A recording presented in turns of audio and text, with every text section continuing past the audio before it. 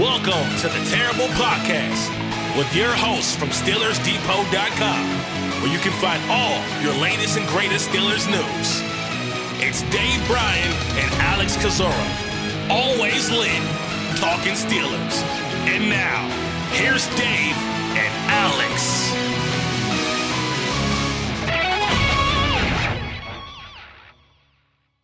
Welcome to the Terrible Podcast, Season 14, Episode 95. He's Dave Bryan. I'm Alex Kozora, SteelersDepot.com. Thanks for being back with us here this Friday, Steelers Nation. No Wednesday shows. You guys noticed Dave and I decided by Wednesday morning it was already pretty quiet. It's picked up a little bit, you could say, as the Pittsburgh Steelers at the 2024 NFL Combine in Indianapolis. The first day happened on Thursday. Defensive guys, edge rushers, defensive linemen, and linebackers. And so motoring right along, Dave, we have plenty to discuss. Absolutely, and I feel much better. I can hear you. I probably sound a little bit better. I probably sound chippier on top of it. There, got rid of about all that airplane bug that I usually always get. So, man, we got a lot to talk about, and man, it's that time of year again. We're hitting them spreadsheets today, weren't we? Filling in the blanks there, and obviously, we'll obviously see what some of these linebackers, how many of those guys end up doing things like the short shuttle and the three cone and all like that. I miss the old days, Alex. You used to wake up and real early here out in Vegas and get a cup of coffee and then turn on NFL Network and start logging those times. And now they're obviously the last couple of years later in the day, but I get used to it there. But where do you want to start today? That's a good question. And just a quick note, since you mentioned it, for anyone who wants to follow along for the combine, for all the measurements and times, 40, vertical, broad jump, etc., we have a daily post that'll include in it a link to a spreadsheet that they've mentioned that records everything. So it's a one-stop shop for all the combine information. Yeah, where the heck to start? I mean, what came out we're recording this Thursday night, by the way, because Friday's going to be busy with interviews in the morning. So just kind of the best time for us to do that. But on Wednesday, there was the NFLPA survey report card that did not treat the Steelers kindly. We can talk about that. There's Bill Hillgrove's retirement. There's today's events, Omar Khan speaking to the media. You pick this one, Dave. I don't know where to go. Yeah, let's start with that report card and get that knocked out real quick here. Okay, so yeah, Wednesday, the second annual NFLPA survey came out. It's done by the players for each team that grades them in a variety of categories. And again, Pittsburgh did not come out favorably in that survey, ranking 28th overall out of the 32 NFL teams. Art Rooney, the second worst grade of any owner in football, only ahead of the Chiefs' Clark Hunt. And that was basically centering around, a question of being asked about how willing do you believe the owner is to invest in team facilities? And he got a low score, 5.8 out of 10, an F grade overall. But it was certainly not the only low grade and demerit from the players' feedback in terms of the weight room and team travel. And I think it was several other categories I'm going to pull up here in just one moment. So your reaction to these grades, Dave, does it matter? Does it mean anything? Will changes come from it? What are your thoughts? First and foremost, these grades were only slightly better than my high school report card. Heyo. Coming off of how this team graded out last year, I don't know if you got those pulled up or not, but I do now. Or where they ranked overall organizationally. Where did they rank overall organizationally last year? 22nd down to 28th this year. Okay, so they actually dropped, and more than a few spaces or spots as well there on top of it. Just looking at this year's grades, categorically, treatment of families, F minus, really obviously stuck out. The locker room, F there. Training room, D plus. Team travel, a D, and then owner in F there. I obviously have not been in that facility to see what's going on, and I think I'd like to think that for the most part, and even I think J.J. Watt put something out on Twitter, something along the lines that a lot of these player surveys or whatnot and rankings go in the trash can, but one thing that usually does not go into the trash can are these grade surveys and all like that. So it is a bit concerning overall to look at some of these things, and especially on the heels. Boy, what a time for a news dump too! Right after the salary cap comes out, and you had the increase that you had there over last year, and obviously the timing of it with the combine getting underway, you're going to get max eyes on that. So props to the NFLPA for the whole timing thing here. It is concerning overall, and especially when you're talking about billion-dollar franchises and the state of the NFL and how it looks great over there. Now, look, do I think that everything should be a country club? No, but it is concerning, especially. To me, there should be some sort of standard, I guess, or at least, I mean, look, you got field standards and you've got certain standards around the NFL.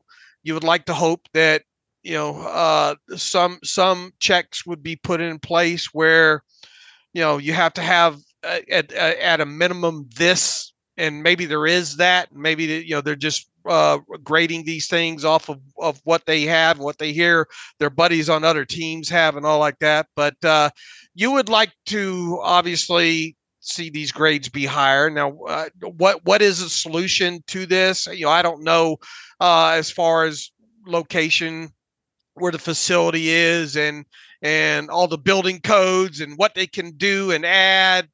This might be something where a lot of this might have to be upgraded when and if the team moves, facility. And obviously they do share some things with the University of Pittsburgh. So all I am able to do here is just look at the grades and say that's disappointing, because I don't have any more context personally to provide other than that. But I mean, the fact that the key categories here are the treatment of families, which I think that revolves around some child care aspects to help with that, and obviously the locker room, and then the training room, and then the team travel, I think, is the most concerning. I guess just the owner is a byproduct of whether or not they think he needs to spend more money, right?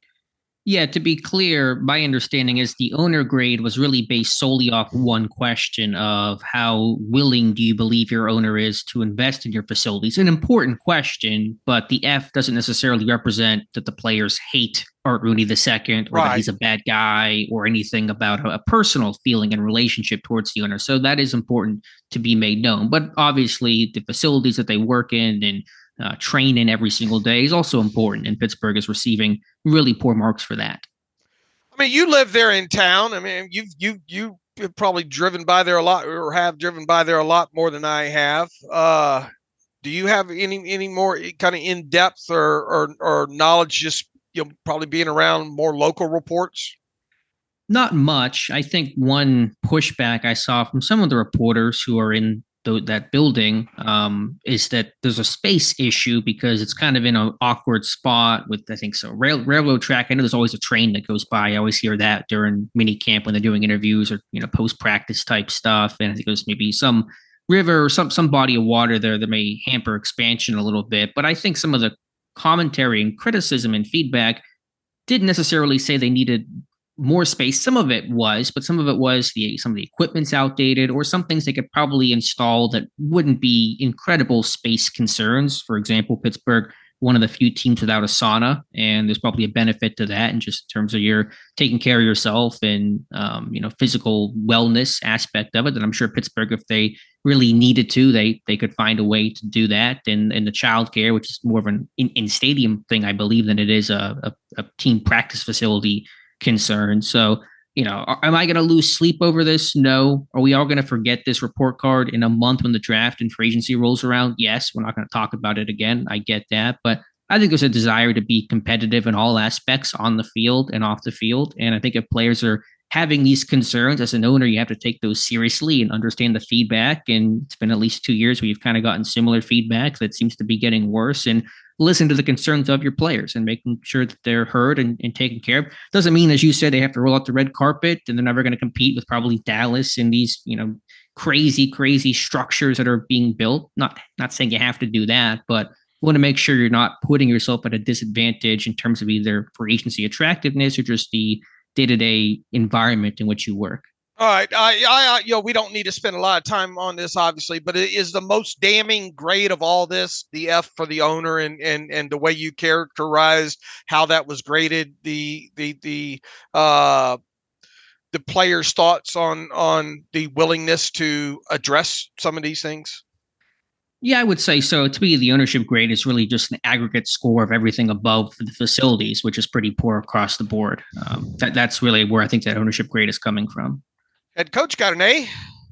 Yeah, if there's one thing, Mike Tomlin, one of the highest grades, and players felt like they listened to him, and Tomlin was good with their time. And so, listen, they say it publicly, but apparently they feel the same privately because Tomlin gets high marks. Let me just ask you kind of the last thing on the ownership, because I think one of the common retorts seeing this report card, which is negative towards Pittsburgh, is, well, the Chiefs were ranked even lower overall than Pittsburgh. They were 31st overall. The only owner who got a worse grade than Art Rooney was Clark Hunt of Kansas City. So if the Chiefs have low grades and they're winning Super Bowls, who cares? None of this really matters. I suppose you can look at it that way, but I mean, I think you want to I think you want to separate the church and the state there. I'm with you. I mean, they have Patrick Mahomes, and Pittsburgh does not have Patrick Mahomes. And until that happens, I don't think you can compare that 1-to-1. This is not to say that Pittsburgh needs to have an updated locker room to win a Super Bowl. It's not going to necessarily make the team more successful. But again, it's just, you have people that you're employing, and they're giving you feedback about their facilities, which I think are important and vital to your everyday just work and culture. And again, not saying you have to do every single thing to make it the most, just top of the line facility in the world. But if there's some things you can think about how to improve things, especially when it comes to your weight room, and I think childcare can be important for families, just to have a good environment, it's worthwhile to at least take those into serious consideration. And I think slowly work towards making some upgrades. Yeah, and go buy a Patrick Mahomes too. That wouldn't hurt. Yeah, just get one of those off the street. The other better mark that Pittsburgh got was with their strength coaches, a B+. It was only 20th overall, but a B+, although those guys are basically gone. They've retooled their strength and conditioning coaching staff with Marcel Pastor gone, bringing in some new people. So that was one of the better grades they got, but really kind of a moot point considering some of the off-season turnover. And I guess the food and cafeteria is pretty good there, huh? Yeah, B-. So I guess it's okay overall. So that's your report card. Again, we don't want to spend an incredible amount of time on it. I think it's notable. And I think the continuation of the grades getting worse is something to definitely discuss and make a note of. But again, once free agency opens in 2.5 weeks, we're all talking about that. And these things will become an afterthought. All right. Hopefully they grade much better next year.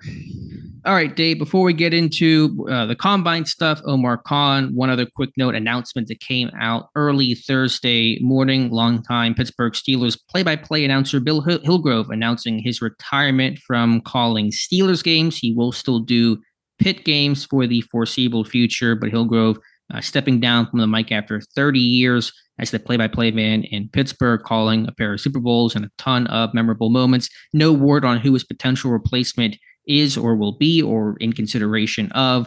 But yeah, I mean, that's the only play-by-play guy I've ever known, Bill Hillgrove. I was born in 93. He got hired in 94 full-time for the Steelers. So that is certainly going to be a big difference for 2024.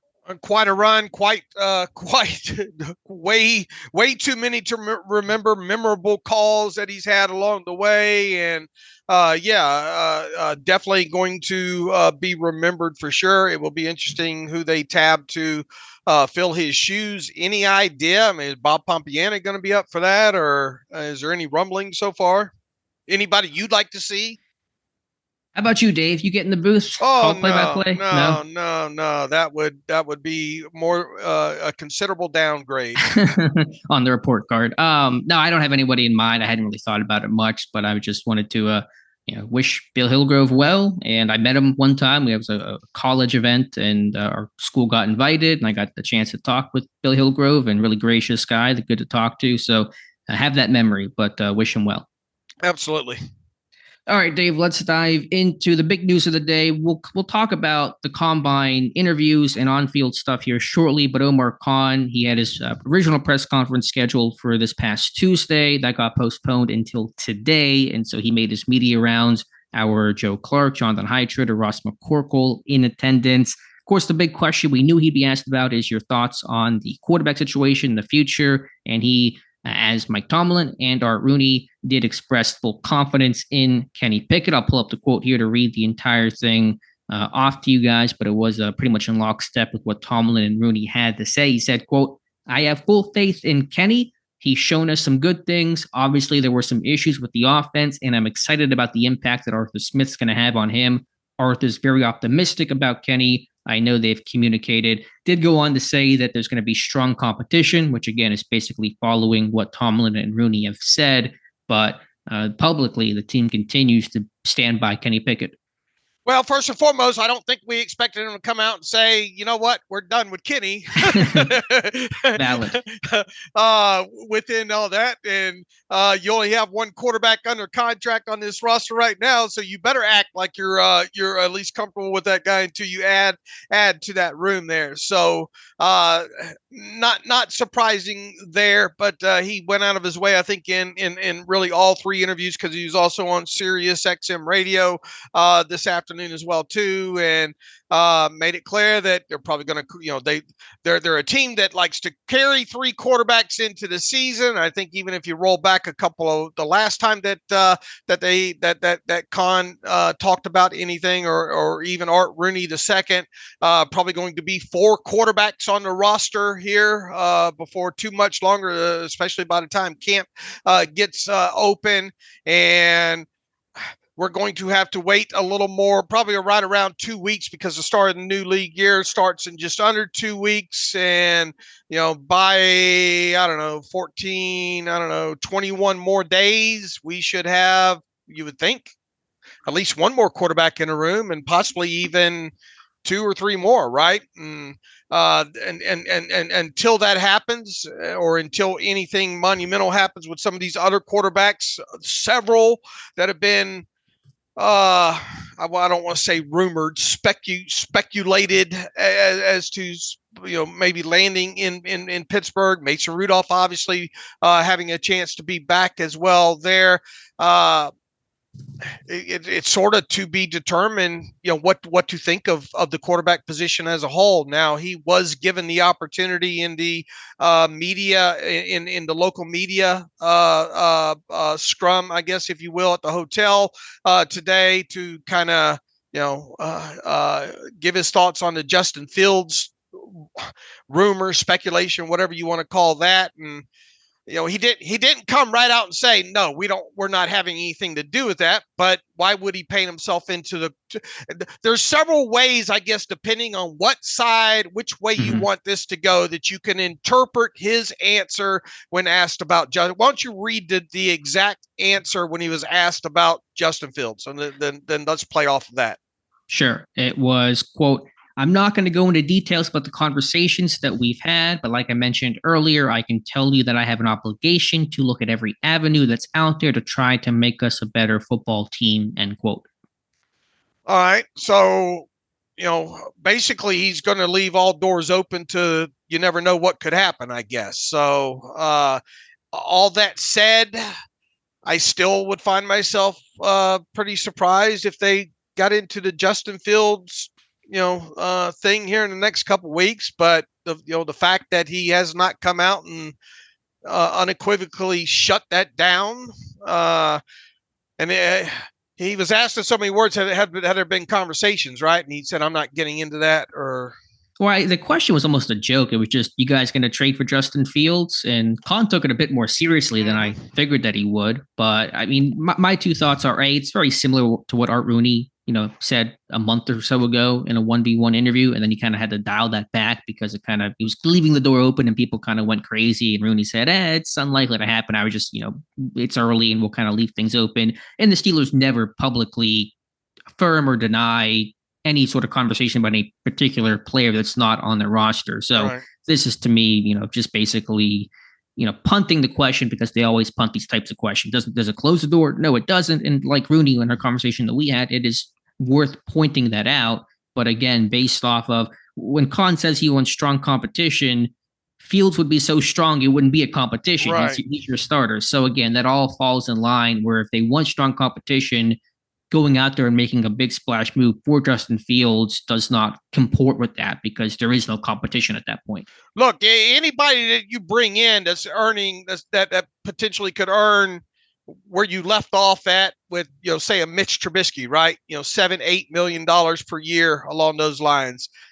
You're not bringing that guy in just to compete. So, and trade a second round pick for, in all likelihood. Right. And especially when you're talking about a guy like Fields. Yes, absolutely there. Once again, I think this thing will paint itself out here in the next couple of weeks. He was asked about Mason Rudolph again, and the same line of answers were provided there. They're talking to Mason Rudolph. They want Mason Rudolph back. That said, it's too early because they sounds like they kind of expect Mason Rudolph to continue to kind of look what's out there, especially with a few weeks to go here. But man, once you get out of this week of the combine here, and then once you specifically get out of that legal tampering period there, the 48 hours or so before free agency starts, everybody should have a pretty good idea what Mason Rudolph's value is at that point, right? So in other words, you would think, Mason Rudolph is in a better situation than he was last year at this time. But even all that said, how long is he willing to wait to make a decision on his future? And conversely, that decision on Mason really drug on last year, right? Yeah, because there was no market for him last year. Right. I think he just came. He was basically preparing to leave football and work on real estate and everything like that before he re-signed with Pittsburgh shortly before the draft. So it's an interesting question, though. If you're Rudolph, is the sooner the better to sign before some of these quarterback dominoes start to fall? Some of them probably will have already been determined by the time March 11th and really the new league year on the 13th opens up. But if you're Rudolph, if you get a decent offer, I don't know if you kind of sit back and try to hold out for more if you get a good opportunity and some good money. I guess the next the answer or the question to your question would be, what is that market value? Where is that line? If he's only looking at a $3 million a year deal, and maybe even a 1-year deal at that, maybe it would behoove him to wait and see on into the summer even to see if there's an injury or something like that. But it also depends on the opportunity. Right. If that $3 million offer is to come in and compete, is it worth it to sign with any team for that matter? And that's the question. On the other side of the coin, do you wait and see where some of these quarterbacks go? Because God forbid you sign for the team and all of a sudden they make some sort of big splash move at quarterback and you feel like you're back in Pittsburgh in 2022. So, that's kind of the dilemma. But I think in terms of market value, you could get Mitch Trubisky. You could get Mitch Trubisky for sure. E2 Trubisky kind of thing going on there. So, but is that a verb? It's some bad Shakespeare stuff I got going on. But I think in terms of market value, he should have a good idea by the time his agent leaves Indianapolis this week, probably on Sunday, because this is the time when, you're not technically allowed to be talking about these things, but agents and teams can work around the language to not be outright tampering. So I think by the end of this week, he'll know who's interested, a general idea of his market value. And I think we'll basically know what direction that they're going to start going by the time the legal tampering period opens up on Monday, March 11th. All right. Did you have to have a chair to sit down based on anything that Khan said in these 3 interviews based on the quarterback? Did you have to take a load off your feet? I had to get the smelling salts to wake me back up. No, and again, when it comes to Fields, I'm not going to say there's no possibility. I think Pittsburgh does their homework on everything, and everybody, as every good team and competent front office should do. But if you're talking about, hey, we want Mason Rudolph back, you're probably not pushing hard for Justin Fields if your focus is so much on Mason Rudolph and retaining him. So I stand by what we've said before, and you probably agree, where their goal is to re-sign Mason Rudolph. Failing that, a veteran equivalent, most likely a Ryan Tannehill, either him or some veteran, other type of guy in terms of situation and outlook and market value, and have that guy compete with Kenny Pickett this summer, with Pickett being the favorite, but some sort of at least publicly framed open competition. I think the big takeaway, or only really takeaway out of all this, from what Khan said today, is just more affirmation that they are very interested in bringing back Mason Rudolph. And I'm tired of talking about Justin Fields, but we have to until that domino falls. Even if he goes somewhere else, it's still a discussion point until his future is determined, and we don't know when that's going to be. Right, and I don't think it's going to be. I don't think Cousins has ever even been in the equation here. But the Russell Wilson stuff won't stop until he finds a landing spot as well. So if there were any outside guys not named Tannehill, you would think it would be one of those two guys if they were to go outside and do anything like that. Yeah. So again, we'll see. Whatever it's worth, Kevin O'Connell, the Vikings head coach, said that they think and expect and want Kirk Cousins to re-up in Minnesota. So there's a desire, I think, for Minnesota side to get that deal done and have him stay there. And then Russell Wilson, Sean Payton said within 2 weeks, as of the other day, they'll make a decision on Wilson. Full expectation is that he's going to be released, and where he goes from there, who the heck knows?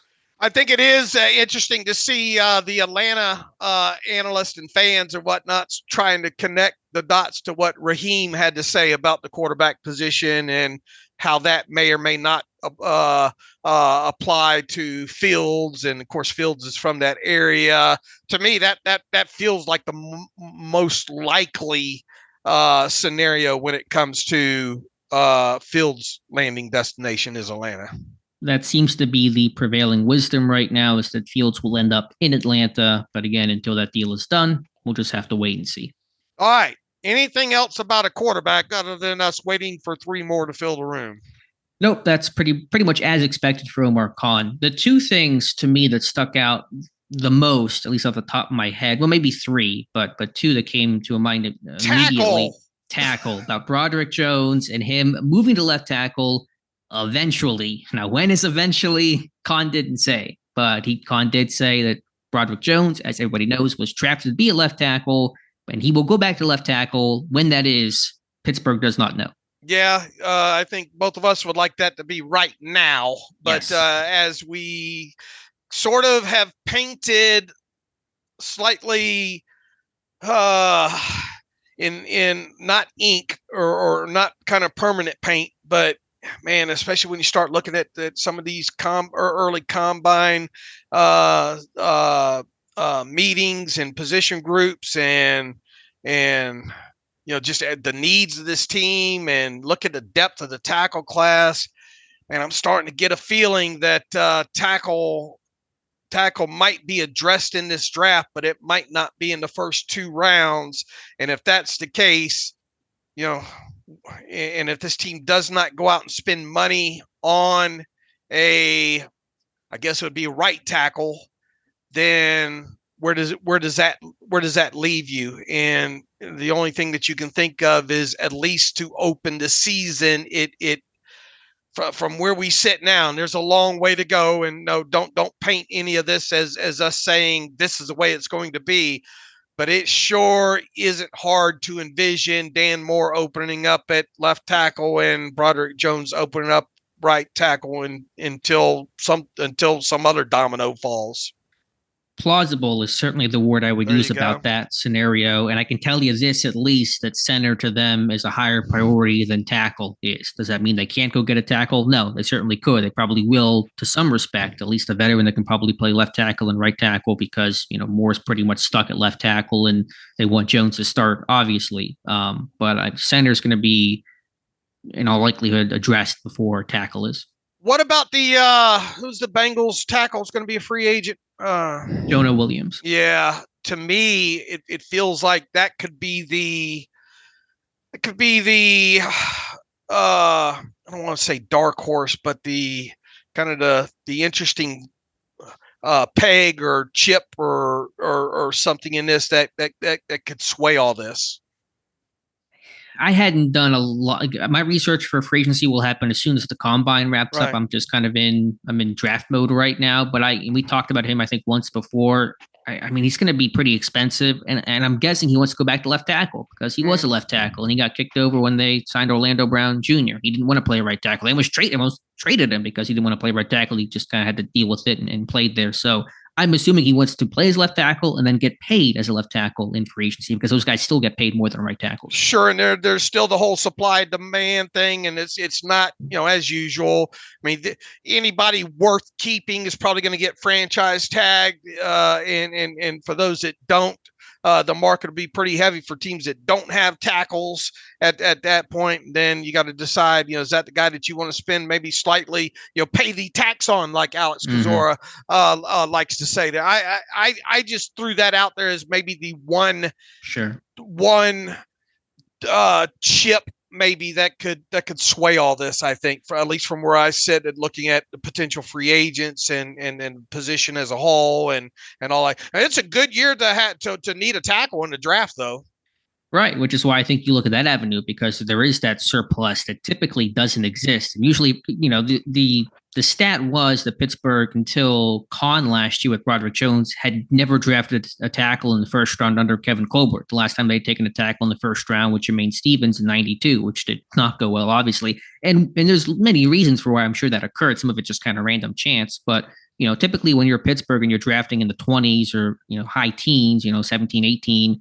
Those top tackles are gone. And there's kind of that drop off to tier 2 type tackles. And you end up taking a tier 1 guy in a different position. So it's not often that you can pick a 20 and still have a lot of feasible and realistic good tackle prospects on your radar, whether that's a Marius Mims or the Washington kid, or if somebody were to fall because of the quarterbacks that are there, the receivers that are there.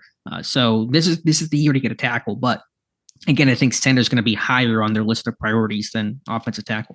I guess the only other avenue, kind of saving grace of week one for Broderick Jones to be your left tackle is, a couple of guys maybe already under contract have fantastic off seasons and summers. Maybe a Dylan Cook or what do they think of Spencer Anderson? Can he play tackle? Is he more guard? Along those lines. But to bet on that would be absolutely foolish. It would just be something that would materialize. Hey, Dylan Cook's having a great summer, preseason. Man, he could be a right tackle. And then that obviously would hopefully shift a guy like Broderick Jones over there. But at its core, it doesn't sound like, well, we're penciling in Broderick Jones to be our week one left tackle right now. Sure, that's the way things sound, but I think you got to get this guy back. They want this guy to be at left tackle. They're saying that, and yet they are resisting that. So they are kind of talking out of both sides of their mouth here. I understand you move Jones over. You do kind of create another position to fill at left tackle, and you got other needs to address at center and corner, and you guys know the needs of this team right now. But what is best for Broderick Jones, the guy that you drafted in the first round and traded up for last year? That has to be priority number one. What is the best thing for Broderick Jones? Because what's best for him is best for the team, and that's the whole goal of this whole offseason building thing. All right, moving on. What were some other things that stuck out? You said you had a list there. I knew tackle was going to be on there. Inside linebacker, too. Now, I'll admit that for a while in this offseason, I thought, yeah, listen, ideally, I would love to get a long-term option at inside linebacker. They never really properly replaced Ryan Shazier. But I thought you got all these other needs, and if Cole Holcomb can come back, for camp and be healthy and get back to form with Roberts and Robinson, maybe you take a look at Quan again this summer. Yeah, maybe you add somebody low level for agency, draft pick, something like that. You can get by with that. But the way that Omar Khan talked today, first of all, what kind of changes the outlook for me, and really had I known, is that they don't know when Cole Holcomb's coming back. Omar Khan said that we think he'll be back at some point, but there is no timetable on his return. Now, we don't know the exact details of the injury, but we know it was pretty horrific and maybe even worse than what I had thought. So if you can't count on him, then certainly that jumps up the need for inside linebacker. Boy, that was a gruesome injury, wasn't it? I went back and looked at that earlier today. Do not have the stomach to do that. Yeah.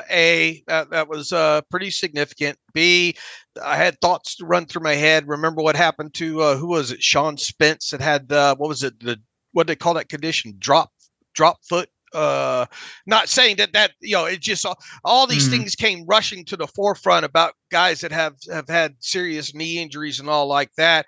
And look, what if even his rehab kind of goes perfectly, but even so, you got a guy that when exactly did that injury happen? It was week 9 against Tennessee midseason. I don't have the exact date on that. That's probably late October. Yeah. Game. So with the advancements in modern medicine and all like that, and best case scenario, you're looking at 8-9 months for those guys to come back from those things. So theoretically, could he be ready by the start of the season? But then there's the whole mental aspect of it and the trust aspect of it, and then He came to the Steelers already coming off of another injury, with his foot and all like that. So you kind of wonder, is he going to be a guy that you can trust with his health moving forward? And then you look back at how they kind of Frankenstein this thing together last year. And then you go even further back to how many stabs they have tried to take at free agency to fix this since the whole Ryan Shazier thing, and that hasn't gone well really at its core. And you could get yourself Frankenstein back up, I suppose, like you did last year. But what if a guy like Cole Holcomb's not ready?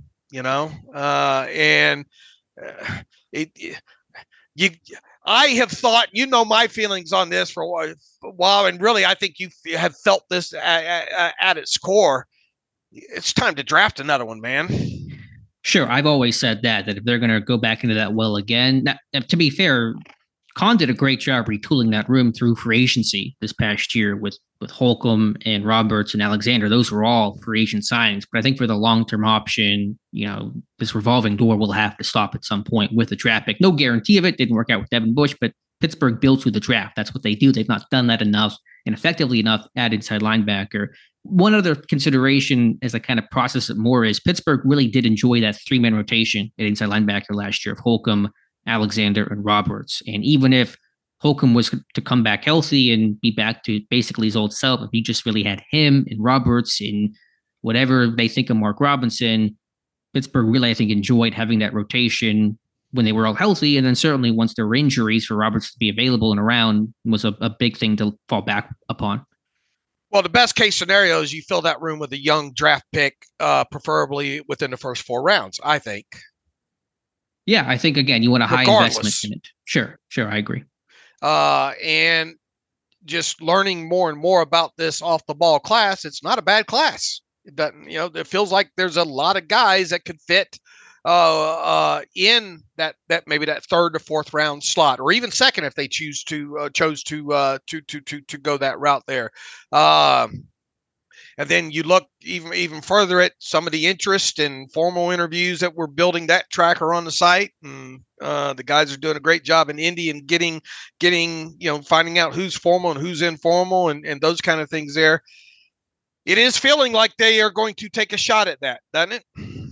Yeah, it does. And we're still putting our tracker together, and we'll have to kind of take a step back once all the interviews wrap up and see exactly who they're interviewing and where they're kind of heavy, positional group wise. But that's often a pretty good early sign of where this team's head is at in terms of the position groups they're interviewing the most in terms of the number of people. And they interviewed formally at least 4 of them, and they're 4 of the more well-known, near the top of the class linebackers in Jeremiah Trotter Jr., from Clemson, Junior Colson from Michigan, Tommy Eichenberg from Ohio State, Nedrin Cooper from Texas A&M, a couple of informal interviews with some later round prospects. And there could be other inside linebackers they had formal interviews with that we do not officially know. But certainly that was the first sign of, okay, there's some interest there. And then you add comments on top. I mean, he literally said, we have to address the inside linebacker position. I mean, that was probably the strongest terms he made, aside from the Kenny Pickett, we have full faith in him, in terms of just definitive statements being made.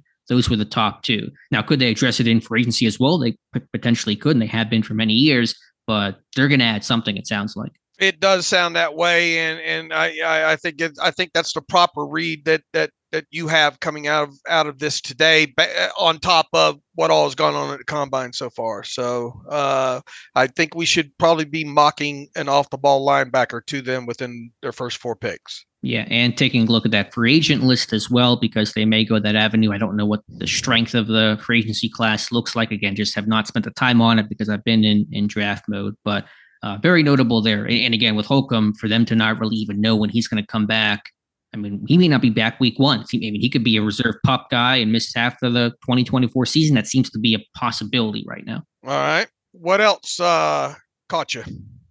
I think the other thing, and Khan, speaking of caught himself mid-comment, was about Deontay Johnson. And one of the final questions, I believe, was about, will there be a contract extension for Deontay? What's his future? His deal's up in 2024 after the season. And let me get the quote here, because it's kind of funny. He says, quote, "As of right now, we're having and then he cuts himself off and says, I'm not going to speak to specific negotiations for an individual player, but I have a lot of respect for Deontay. Usually, as you guys know, the extensions happen later on in the year, in the summer, which is where Deontay's last extension stemmed from. But we're having fill in the blank. It's like playing password, Dave. What was he saying? Having sneakers? No, I think it's conversations with Deontay Johnson. Yeah. That was quite amusing, interesting way to stop yourself there when talking about that. To be honest with you, I haven't personally given much credence or probability to the fact that that Deontay would get extended at some point during this offseason. Is it unthinkable? No, but I mean, historically, there hasn't been many receivers that not only get that second lucrative, or that first lucrative contract extension, but a second one on top of it.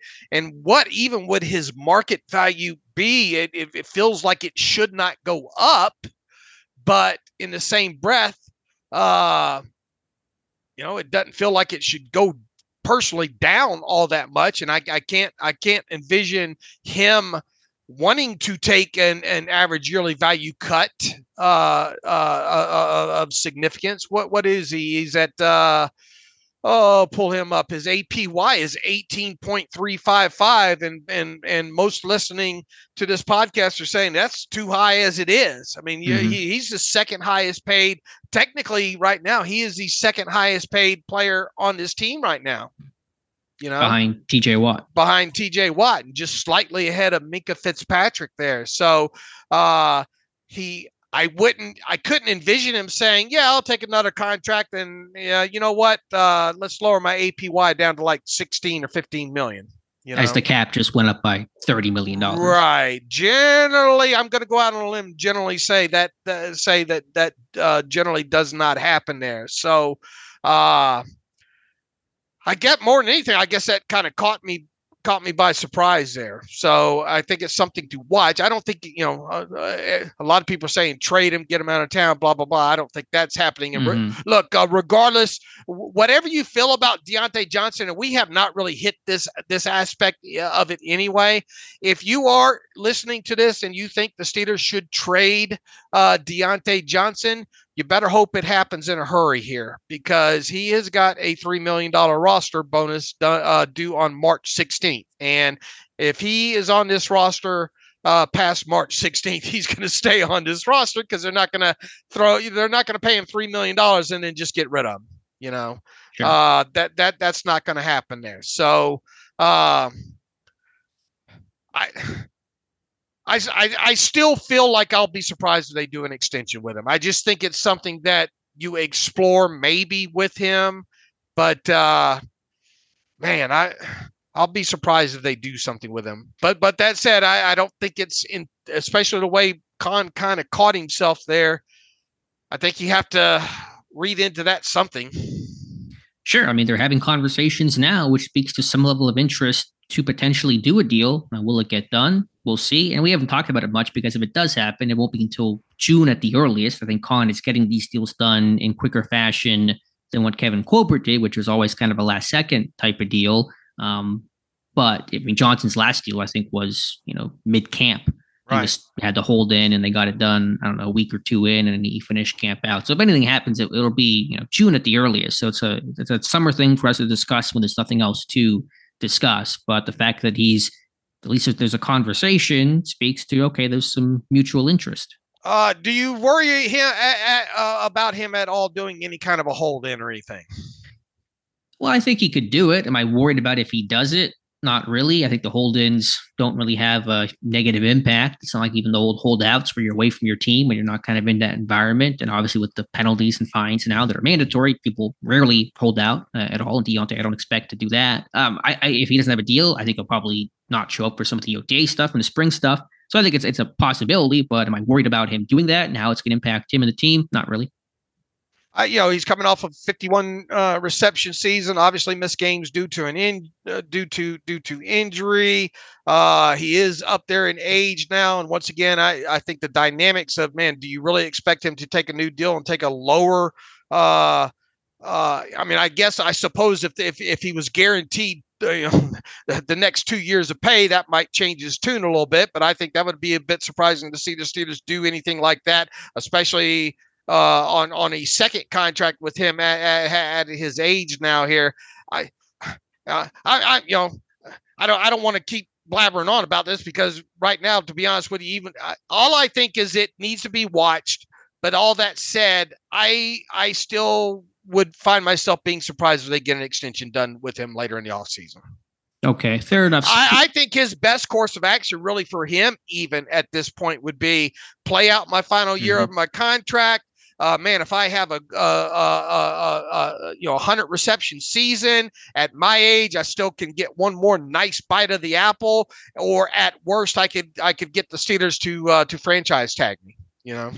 Sure. No, I think that's a good plan. But if they offer you $23 million APY, you might take it and just take that money right then and there. But we'll see. We'll talk about it more this summer, I'm sure. Speaking of receivers, and kind of just bouncing off of that, adjacent to it, is Omar Khan asked about, hey, why'd you guys release, like the day after the Super Bowl, just started gutting the roster and releasing Mitch Trubisky and Chukwuma Okorafor, Presley Harvin, Mason Cole a week later. And Omar said basically what we talked about, that it's the right thing to do. Let those guys have a chance to get a jump on free agency, begin mapping out their future homes for 2024. And Khan saying, once we decide that you're not going to be part of the 2024 plans, we'll just cut you loose. And so that says about the moves that they made, obviously, but also to an extent, the moves that they have not made, in the sense of Patrick Peterson still a Steeler, Larry Ogunjobi still a Steeler, and wide receiver Allen Robinson still a Steeler. Now, I think with Robinson, they're going to have to do something with that contract, but Khan spoke highly of Robinson, said they had a good first year, good run blocker. It sounds like they're going to try to rework that contract, obviously reduce and slash that base salary significantly, but I think they want Robinson to stick around if they can agree to terms. Right. They can want him all they want to, but they're not going to want him at $10 million. But Robinson knows he's not getting that anywhere. And I don't even think, is he, I don't even. I'm going to get $5 million. Yeah. Is he even worth $5 million? No.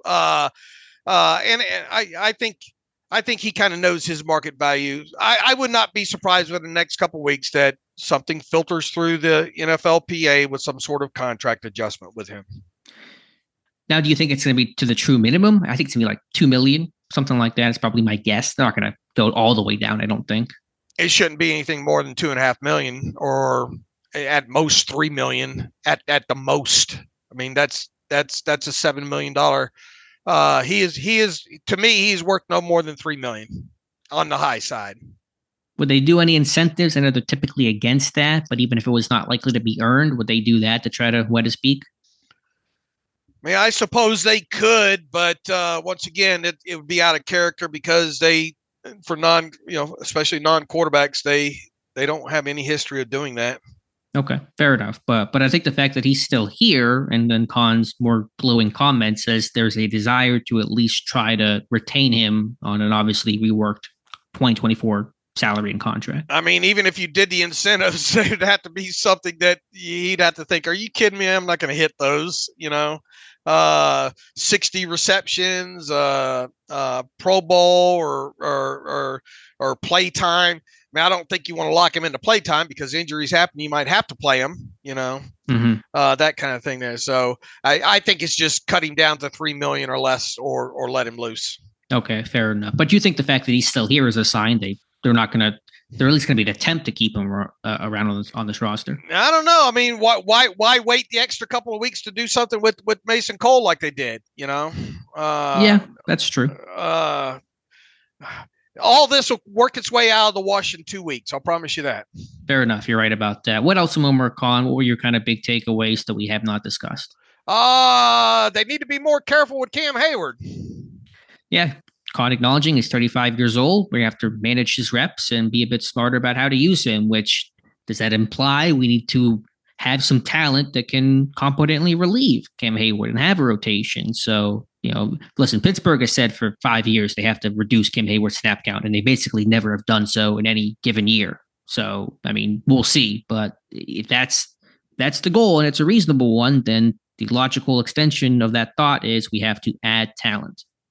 Absolutely, because and Larry Ogunjobi's job is going to be safe if you're talking about managing a guy like Cam Hayward's snaps and all like that. And look, this already isn't a very deep room overall, and you could, you could feasibly see this addressed in free agency with a moderate priced veteran on top of it there. So, don't tell me about the labor pains, just show me the baby when it talks about taking it easy on him. Yeah, we'll talk about some of those D-line prospects here in just a few minutes. What else, Omar Khan? Somebody asked Najee Harris in the 5th-year option. Yeah, kind of a punted the answer, I think, overall. I mean, they did say we think very highly of Najee, but said they've not made a decision. Quote, we have until the first week in May to make a decision. And of course, we'll make one before May 2nd. That seems to be the actual official deadline to exercise the 5th-year option for 2025.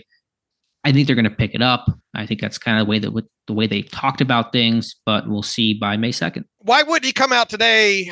I mean, I understand you have until May, and I guess it's because several things can obviously happen and all like that. You think they're giving any thought to maybe extending him before you even get to the May 2nd? I'm not going to rule it out. I know you've discussed it. I think what's most likely to occur is they would pick up the option, exercise it first, and then have the summer to work on an extension if they wanted to. Pick it up now. Might as well do that. And if you can extend them in the quiet time of the summer, great, because you're trying to extend them before the draft and you're just so focused on that, it can get a little scary with the schedule. I think you pick up the option, and if you want to do contract talks in June, July, then do it then. Both of us would be surprised if they don't pick up the 5th-year option at this point now, right? Yeah. I mean, the times that they haven't, and granted, I think these were even before, I don't remember when they became fully guaranteed, but what 5th-year options have they not picked up? Devin Bush, Jarvis Jones, Edmonds, Hardy. Hey, did decline Edmonds, didn't they? Right. Yeah. But him aside, the other ones were pretty obvious. I think this case will pick it up. And I thought Edmonds was pretty cut and dry as well, too, personally. But not agreed, but not to like the Jarvis Jones level, right, like not even a remote discussion. Right. So, all right. What else did Khan say worth discussing here? Well, I don't think anybody, at least I didn't think anybody would have a lot of question about it, but Darnell Washington is staying at tight end. Somebody asked me who's moving to tackle. No, not happening, at least not for 2024. And Khan, I think, almost kind of smirked and said he's a tight end. So anybody wondering, that's the case there. Let's see, what else did he have to say? Those were kind of, I think, the biggest things. We tried to get him to come off how much cash he's going to spend at the cap, and he wouldn't bite on that. I didn't think he would, but it never hurts to ask there when it comes to that. I'm trying to thumb through, see what else he had to say here. He did mention in the center conversation about Nate Herbig, so I think he'll be part of at least some sort of rotation and potential competition. So you talk about internal options, seem to downplay the idea of James Daniels, who played center in college at Iowa at center, which I'm good with. Keep Daniels at guard, keep your guards where they're at, don't create more problems for yourself. But did mention Herbig in that potential center outlook. Right. Yeah, they're going to keep Daniels at guard. Yeah. So that's basically it for Khan. I'm sure we'll talk about it maybe a bit more if things come up on Monday as we kind of digest it. But again, nothing earth-shattering. But to me, I think the affirmation and confirmation of Kenny Pickett's important to note. And then to me, I think the inside linebacker comments was probably the biggest thing I learned from his media roundtable and circuit he was on Thursday. And then back to the center thing again, as well too. He says, we have position flexible guys that are starters in the league as it is, but we're always going to try and improve the team. And we cut our starting center from last year. We feel good about Nate Herbig, but if there's an opportunity to bring in some good competition in, we're going to do it. And then I think in another center quote, he says, we aren't going to, but that doesn't mean we aren't going to look at free agency, the trade market, and the draft process. And look, it goes back to, the top of the center class as well too. It still feels heavily like the first or second pick is going to be a center for this team, at least barring some sort of guy that you could stamp, being brought in via free agency or a trade, which I would kind of be amazed if that happens on a high dollar guy. That would be the route that they're going to go. Long story short, it feels like this team's still going to draft a center early. Yes, agreed. Center very high on their list, as high as any position right now. So that's your wrap up, Omar Khan. Let's now switch to the 2024 NFL Combine. Again, have three of our Steelers Depot crew in Indy, and Joe Clark, Ross McCorkle, Jonathan Heitrader, I should say. They've done a great job getting interviews and information for us to compile. Still, obviously midway through this process. So in terms of who they're meeting with, informal meetings, we're still gathering that information. But a lot of off-ball linebackers, a ton of cornerbacks, a couple of safeties, kind of beginning to shape where their interest is lying. Yeah, and I think even defensive linemen as well too, right? I mean, I think I know I want to turn on the tape on Rook Orhoro out of Clemson. I think we got a profile up on him. We do. On the site. So, that's about all I know about him as of yet. But he's putting together a pretty good combine profile from what I've seen so far. And he's got some measurables to go along with it. 6'4", 294, 34-inch arms and 9 3/8-inch hands. Ran well at the combine today. So that's a guy to pay attention to. I mean, there are some guys that maybe aren't quote unquote ideal. I mean, Gabe Hall's had a decent start to the combine, a guy that we've talked about, a Baylor, that kind of be a mid-round guy. I know there's a lot of buzz just about that Braden Fisk out of Florida State right now. And look, with good reason, even dating back to the All-Star game and all like that, represented himself well there. But boy, it sure is hard seeing the Steelers. And this is going to be the conversation around Braden. I think the rest of the pre-draft process here is those arms, Yeah, your T-Rex joke or feed yourself joke should come in here. He's what, 32 inch arms? 31, I thought, 31. Right? Is it 31? I don't have the combine sheet in front of me, but yeah, that is a very big question, especially in Pittsburgh where they really prioritize length. But my takeaway overall is, and it has been this for a while, is this team, even if they go the free agent route and added another, I don't know, $7-8 million guy to that room there, it still feels like they need to invest a draft pick in a defensive lineman at some point. Sure, because, not only is Hayward getting older, Ogunjobi's about to be 30, and he's in the last year of his deal or entering it for 2024, right? So there's a lot of other pieces to address, and you want depth. You had injury last year.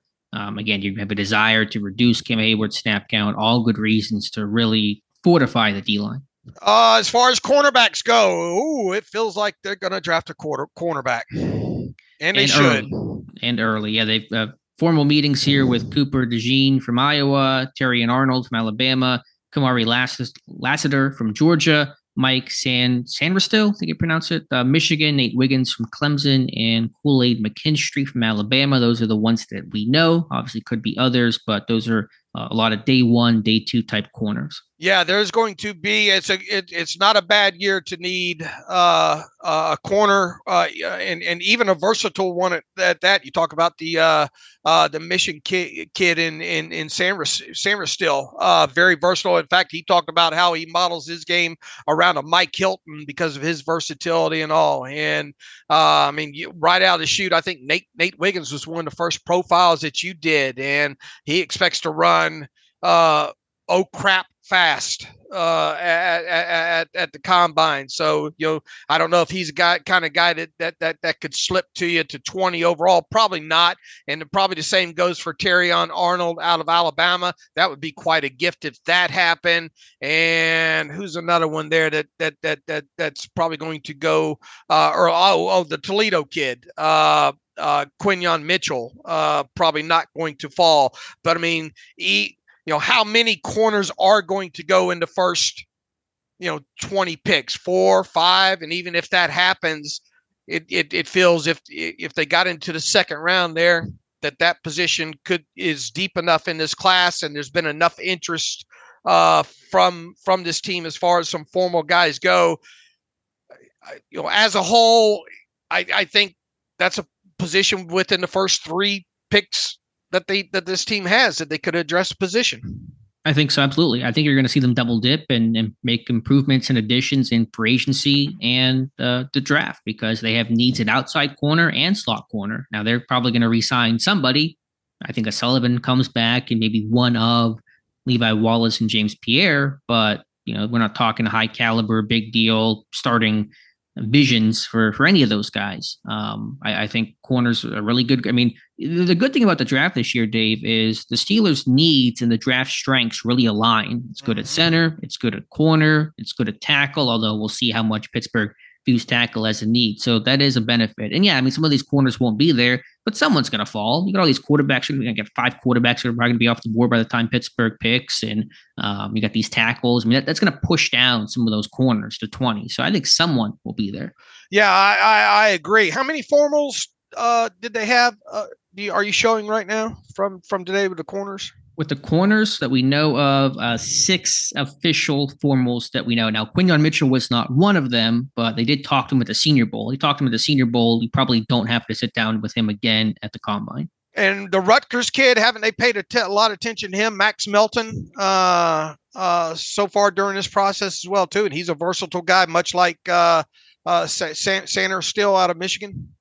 Yeah, I don't know how much of the Combine. I'm not aware of a formal with him, but I know at the Senior Bowl, he was there and they talked with him quite a bit. And I think he's a slot guy, but he has played inside out. My comp to him was Nate Hobbs of the Raiders, just a decently built, but physical press corner with some good length, and certainly will support the run, come down and hit you. All right. And what about safety? Yeah, 2 formals that we know for sure, and Tyler Nubin from Minnesota and Kalen Bullock from USC. Again, it's not a great safety class overall. Nubin's a guy I want to watch more. He's got size, he's got ball skills, production, captain, interview, obviously. That's a guy I need to learn more about. And then also, there might be a free agent safety or two that because safeties, intermediate price free agent safeties are usually really affordable. We've talked about some of those names in Darnell Savage, and I think somebody asked about Jeremy Chin a while back. He's been kind of, I think, more of a hybrid guy. That's what he was when he came out of college. But I think, again, the big picture, I'm talking just very broadly, free agency will be used to upgrade the defense. The draft will be used to upgrade offense. There will be a mixture of both. They could certainly draft a corner. They're going to go sign a veteran quarterback, add a low-level center, all that. But I think just big picture, that's kind of how I frame the offseason plan and picture for the Pittsburgh Steelers.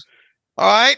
So of the first 4 picks right now that this team had, would it surprise you, and this could be in any order, would it surprise you if it went center, corner, defensive line, inside linebacker? No, I think if you had to pick 4, I mean, that's probably going to be the 4. Now, I mean, I guess you really call it 5 because in the 4th round, they're back-to-back picks and they got the 2 4th-round picks. But yeah, I think in terms of the positions, I mean, again, the draft is unpredictable, but that's a good way to frame it. All right. And maybe you can slide a tackle in there somewhere. Yeah, but again, you talk about the needs that they have. Tackle may get pushed down, but we'll see. I mean, we got to see how many tackles and offensive linemen they interview. Those interviews have not taken place yet. It'll happen on Saturday, I believe. So we'll fill out the whole list of interviews and kind of look at it and go from there. What's been your biggest takeaway from the combine so far?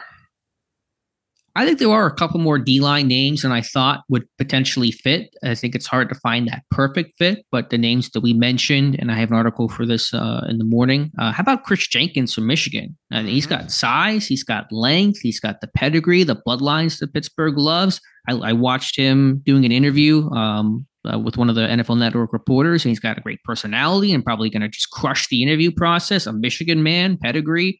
Why not Chris Jenkins? Yeah, just the only thing that I think it when you get to the what they look for Alex Kozora part of the offseason there is the fact that he's under 6'3", and that would about be probably looking at the rest of his profile here. I don't think has he done the 3-cone yet today, but I would think a lot of this stuff he's probably checked for the most part here. But I would think just the height aspect of it would be the biggest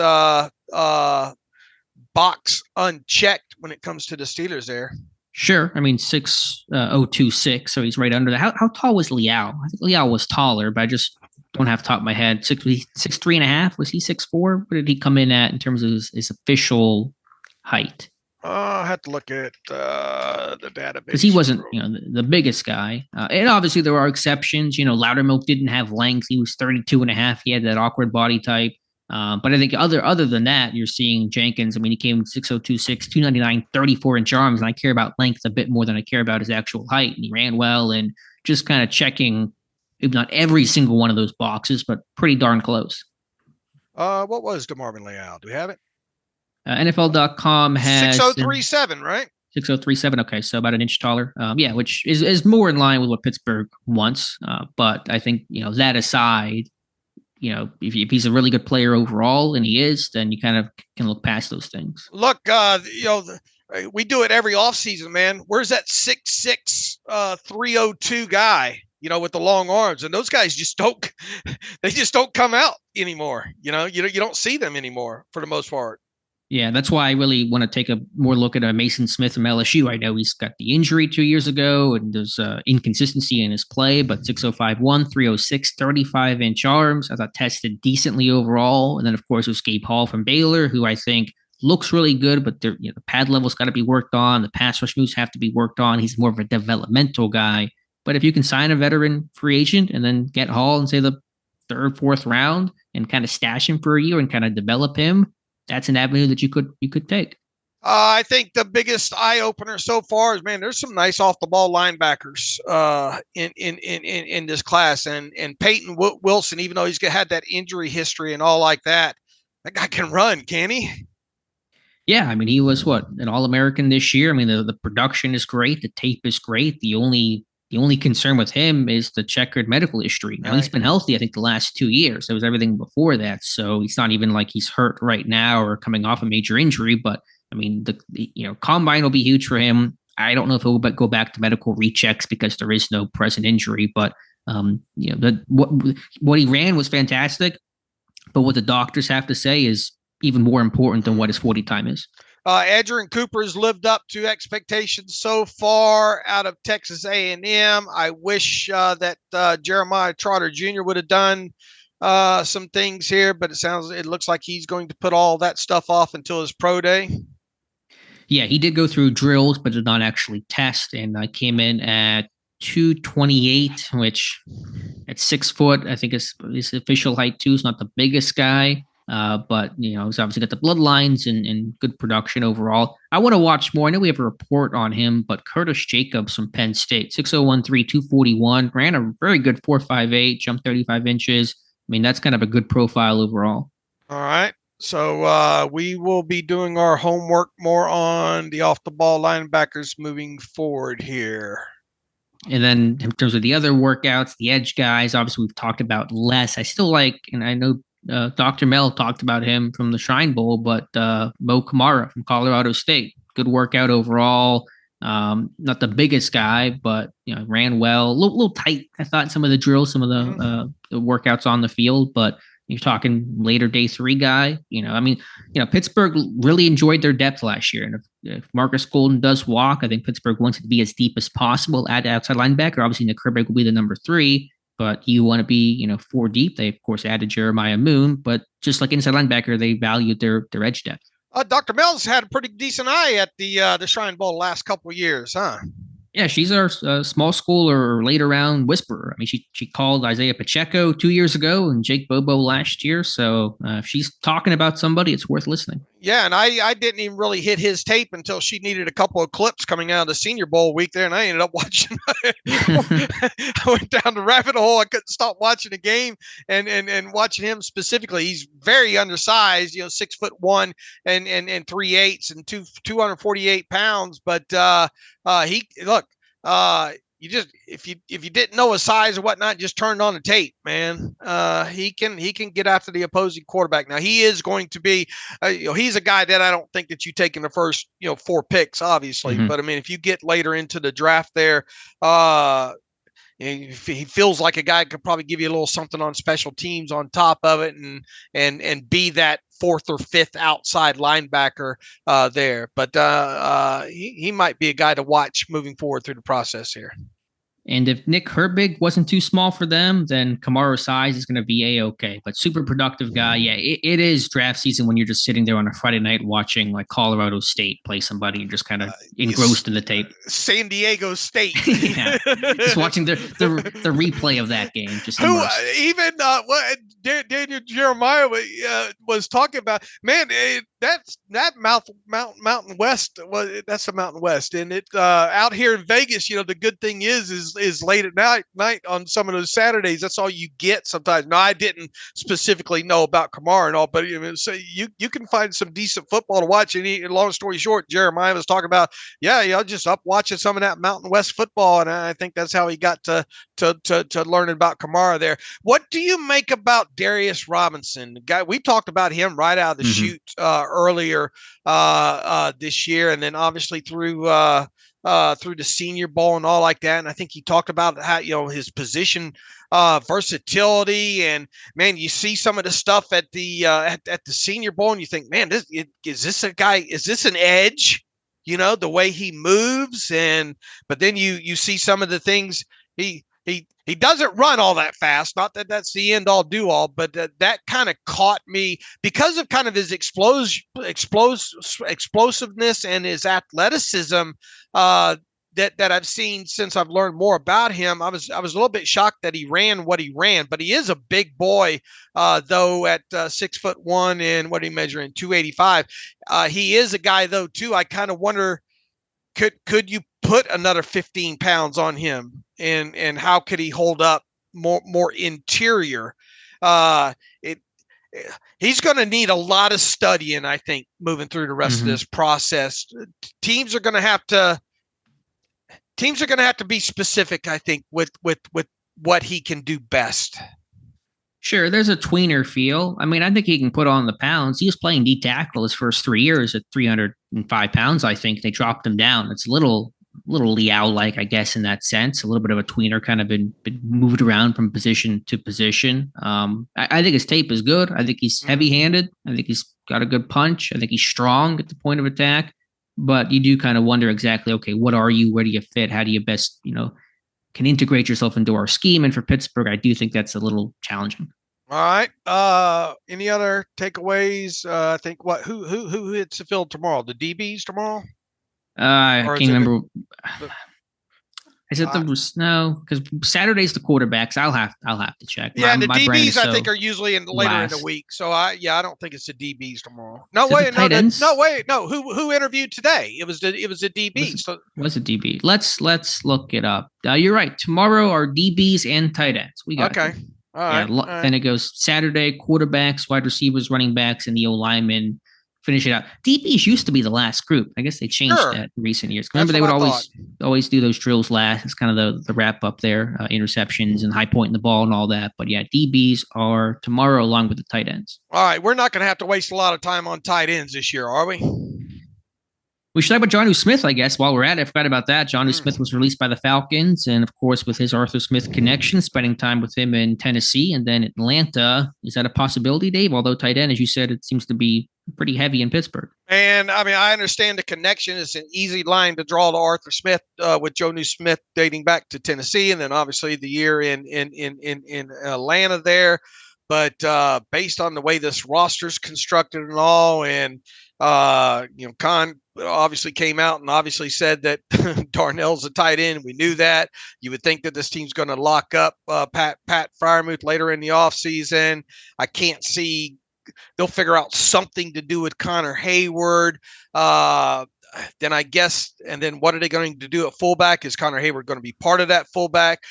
Does Rodney Williams slot into any of this whatsoever? Especially the fact that he's a special teams guy and Jonnu Smith Jonnu Smith. That's one of the first things I ran and looked at. You've got me so conditioned, or we've conditioned ourselves over the years.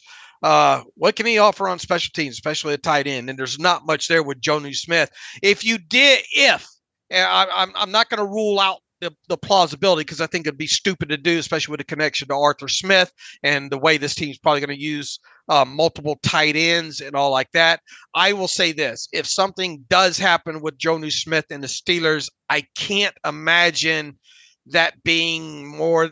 What did I say he was scheduled to make? Like $6 million, something like that, this upcoming season. So obviously his market value is probably going to be lower than that. I mean, if you could get a Jonnu Smith for around $3 million, I mean, is that plausible? I suppose so. Yeah, I mean, it is. If they were going to put Hayward into more of a fullback type role, which I don't know exactly how I feel about, because traditionally the fullback in Arthur Smith's offenses are more the true lead blocker, and Hayward's kind of more H-back-ish. But I mean, Washington's not going to offer much in the pass game. You want to complement the Freiermuth, they're going to be tight end heavy. I mean, his offenses are always about having, 4 tight ends on the roster and a fullback. I believe that's what they had last year in Atlanta to open up the season. So, it's possible. I mean, he did have a couple of years in New England. He didn't immediately follow Smith to Atlanta. But yeah, I mean, I'm not going to dismiss it. I mean, obviously, if you could get him on a veteran benefit deal, I mean, you sign up for that instantly. But I would imagine his market value is going to be a little bit stronger, probably doubly strong, at least doubly stronger than that. And also, if you're going to spend $3 to $4 million on a guy like that at tight end, then you got to have a plan.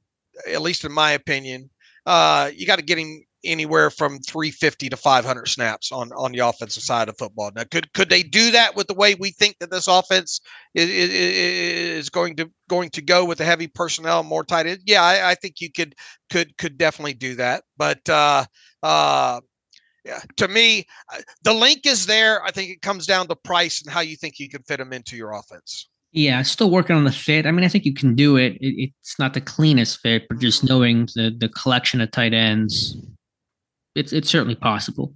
Other than that, and I had this big revelation fear that Brock Bowers is going to end up on the Cincinnati Bengals.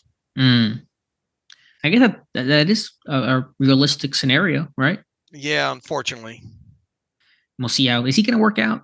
Do we know if he's working out? Or no, he said he's going to not work out at the combine and work out at his pro day, I believe was his intent. Did not see, but he is a guy that I mean, if you did, I don't think the Steelers go down that path. But if they did, that would be a bad path to go down. You'd obviously have to take him early. But I got this sinking feeling he's going to end up with the Bengals. Yeah, they need the help, and I can certainly see that happen. So, anything else we're missing from Combine the first day here, Dave, that we need to discuss? No, I can't wait to get to I can't wait to watch the cornerbacks and the safeties work, and then so a few of the wide receivers, and then obviously the offensive linemen later on in the week. Yeah, I think the safeties, who will emerge? Because that safety group, there really isn't that. It's the Minnesota kid, Nubbin, however you say it, and then Cameron Kinchins and boy, how far have you gone down that Jaden Hicks rabbit hole? Whew. Not far, you tell me. Well, I mean, we got a profile on him, don't we? We do. Yeah, I didn't write the profile, but yeah, we do have a profile on. Yeah, and you look at least from the highlight end of it, man. That's a hit. That's a heavy hitter there. I mean, I want to bring him up because you got my attention in that post. That I think Ryan did that one, didn't he? I believe so. Yes, Ryan Roberts. And he's got my attention to dive deeper on. And if you're going to wait and do something in say the fourth round or something, that could potentially be a target there. Yeah, again, I think there's a chance for somebody to really emerge and begin cementing themselves in the upper echelon of this conversation. Who it'll be, I don't know. I Bo Braid from Maryland. I liked some parts of his tape, but I just thought he was really stiff in his change of direction. How will he look in drills, and if he does do the agility times and what am I trying to say here? The agility workouts in terms of the 3-cone and short shuttle, that'll be really key for him. And then Tyler Owens from Texas Tech. I don't know if you saw the comment from Owens, does not believe in space. So that's a new one for me at the Combine. And obviously you got a blue chipper or a Power 5 guy in Javon Bullard out of Georgia. I think he's an underclassman too, isn't he? That yes. Declared. So that could be a guy that we dig deeper into. And then as we talked several weeks ago, both those Miami safeties, I think, need digging into.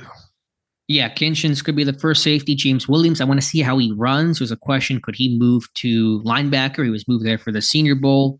He's kind of got that box safety linebacker hybrid type of vibe. I know Tom Mead had the report on him on Thursday. Didn't come away super impressed overall, kind of middling on him. But I think how he tests may determine how the NFL views his future position. And we're going to be hearing a lot about Sion Vaki out of Utah. Very, isn't he the one that played a little bit of running back as well too? And yep. Did he do some returns too? I'll have to check that, but athletic running back, right. Defensive back. Yeah, he's kind of worn a lot of hats. Yep. Right. All right. Anything else we got to talk about? Did we forget anything here? Give us a quick cap update. No significant news, but you did have a post since our last podcast. So what's the word on the cap? Yeah, and that's just a update on the heels of Jeremiah Moon signing or being officially under contract now, and that ate a little bit into the available salary cap space. So as I have the team right now, 8.885, almost 8.886 million under the cap as we sit here today. And this will obviously, you would think that number is going to grow a little bit over the course of the next 2 weeks, either by, I don't know, an extension by Cam Hayward. I think it's too early for an Alex Highsmith restructure, but that could obviously happen. And then, we'll see the elephant in the room, what happens with Allen Robinson II, and keep an eye on the Patrick Peterson situation as well too. But they are going to open up more salary cap space over the next couple of weeks. Also did a deeper dive into the hierarchy of remember us having that hierarchy conversation, all like that. You go all the way back to, remember what a big stir it was that year. What was it, 2014, where right out of the chute the Steelers signed Mike Mitchell, 5 years, $25 million. I think I was actually in Vegas on vacation when that news broke overall, and it was I think it caught a lot of people off guard, I think, when that did happen. But even at that time, what did I put out there on Twitter? He was like the 7th or 8th highest paid, as far as hierarchy on the Steelers APY goes at the time there. So once again, I think it'll be a bit of a surprise if any outside free agent that this team signs this year. I think you could see 1 or 2 maybe crack the Larry Ogunjobi 9-point-something million APY number, but I think it's asking much for anybody to crack that Cam Hayward number there. So, but there is a large gap in between Ogunjobi's number APY and Cameron Hayward's number there to see if they slot any of those outside free agents into that space there. Good information there. Remember when we could vacation in March? Can't do that anymore. Oh, there's no start of free agency vacationing in today's NFL world. Man, the NFL calendar does not stop here. Shall we get to some emails real quick? Yep, let's get some emails and close out today's show. All right, Brett's back in here. A little lengthy again, but I'll read a couple of these. Wanted to follow up on a discussion place of the places the Steelers should target a free agency to spend that can fit their need to for cash spending without upsetting the salary hierarchy. He says there are 3 positions I think could thread that needle. He says punter. Alex and Josh had lengthy discussion about this as a need opportunity, so I have nothing to add to that except to the point that even a top of the market deal here would not upset the salary structure. Point taken. I mean, I haven't even looked at. Have you guys looked at free agent punters, Alex? No, aside from Tommy Townsend being a pending free agent, and with the Chiefs signing Matt Araiza, that would be a signal that Townsend will not return. And certainly him coming to Pittsburgh would not hurt my feelings. All right. So, Brett, I mean, look, obviously if they wanted to, whoever, and I have not even looked at the free agent punters. So, but if they did attack that, they could obviously do that, do so, not hurt the cap a lot and also not hurt the hierarchy. He also has nose tackle in here. He says defensive end is too expensive in the market to get the right one, but you could get a top end nose tackle and still fit in the sweet spot Dave discussed, less than Cameron Hayward, essentially. He says that could also allow you to move Benton to end, which is probably your best option to fill that position long term. Not enough other options in the draft, he says. Well, you have been adamant, Alex, about thinking that Benton should stay put.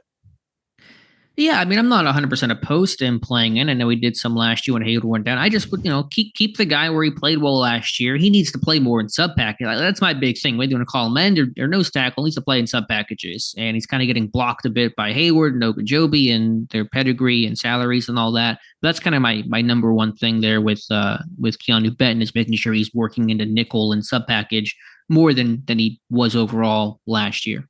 All right. He also has tight end here. He says this is probably a surprise, but I'll ask you, do you really have the right tight end for the new scheme? Blah, blah, blah. I think he goes on to anyway, he has tight end here, and we kind of just briefly talked on that by talking about Jonnu Smith a little bit there. Let's move on to Chris Warren. With the cap going up, wouldn't you agree that it is more critical for the Steelers to lock up their own free agents that they want to keep as quickly as possible?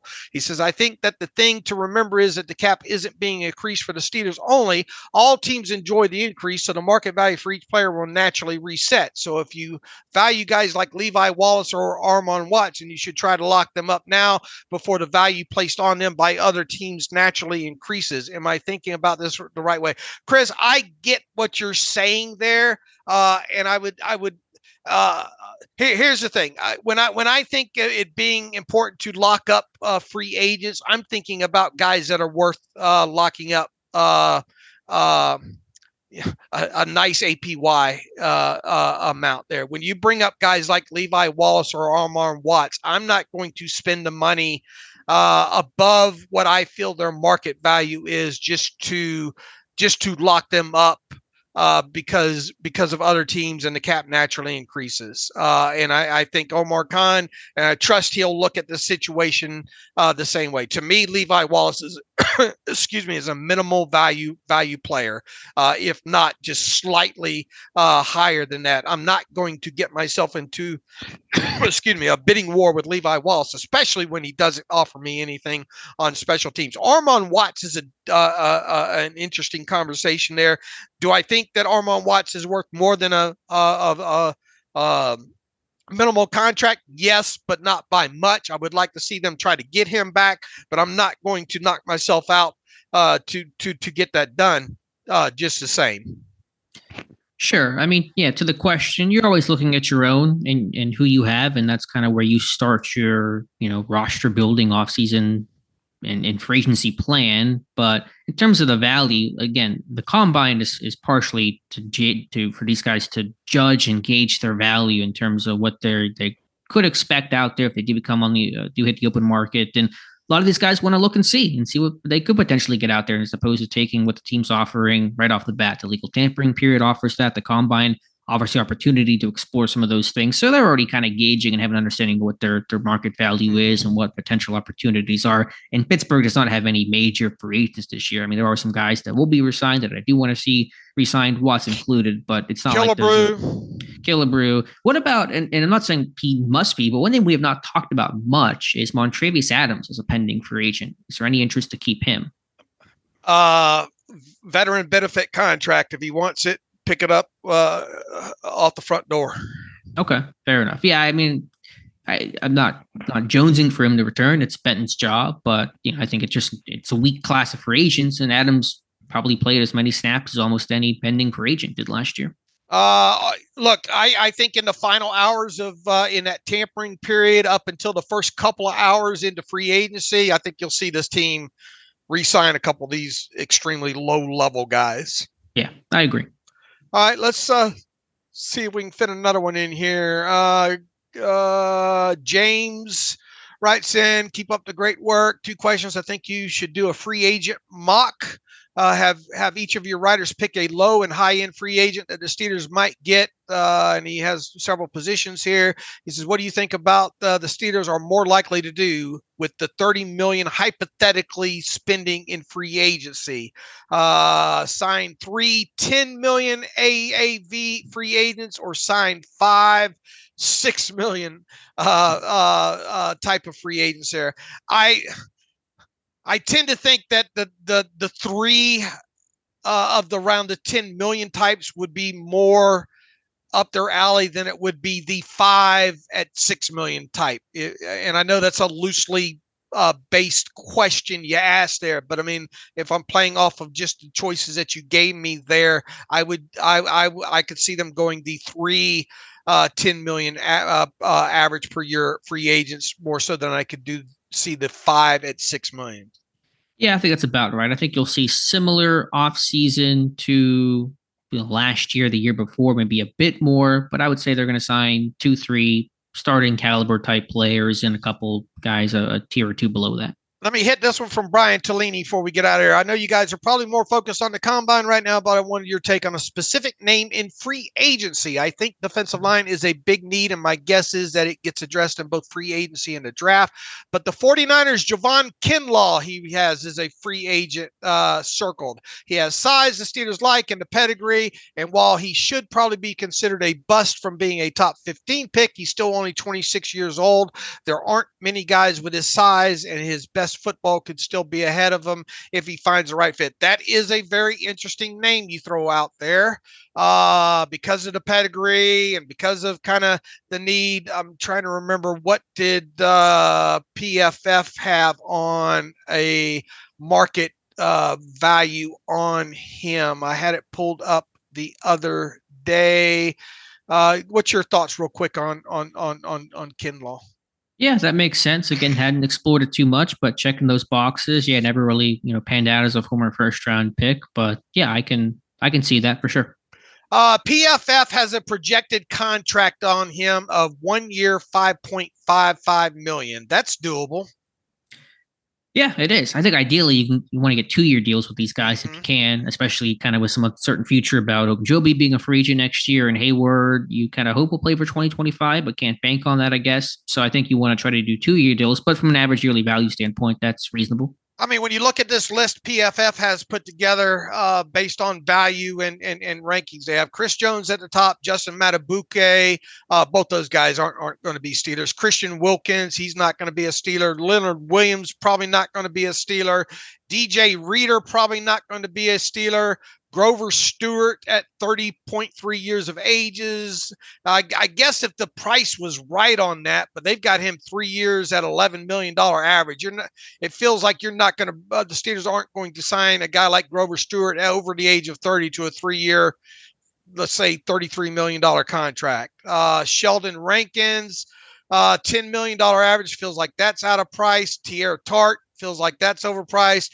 Fletcher Cox, who I think we mentioned the other day, going to be the Eagles. It feels like the Eagles are going to cut him with a June 1st designation. His contract is set up to do that. Is he worth $9 million that PFF thinks he's worth? I don't know about that. Yeah, wouldn't strike me as something that they're intent on doing. Although, weren't there rumors, was it last year, about a potential trade? I don't know how valid those were, and that was a year ago. He has said that he'd like to play with Cam Hayward for what it's worth. I mean, if the price is right on Cox, obviously, and to me that price would have to be like $5 million or less. I mean, because he's probably only got 1 year left, and there's some talk that he might even retire. I don't know, but I mean, he is up there in age, 33.2, and you're not going to, hopefully you're not going to throw $9 million at a guy like that for one season. I wouldn't think they would. They're trying to get younger on defense, which that would not help that cause. And I mean, long story short, if you scroll down this list, I mean, they got Raekwon Davis from the Dolphins on here at 2 years, $3.75 million. I suppose that could maybe be an option. And then wasn't Adam Butler a guy that Jonathan Heitritter banging the table for a year ago or whatnot, thinking that could be a fit? He should be cheap, coming off of the year with the Raiders there.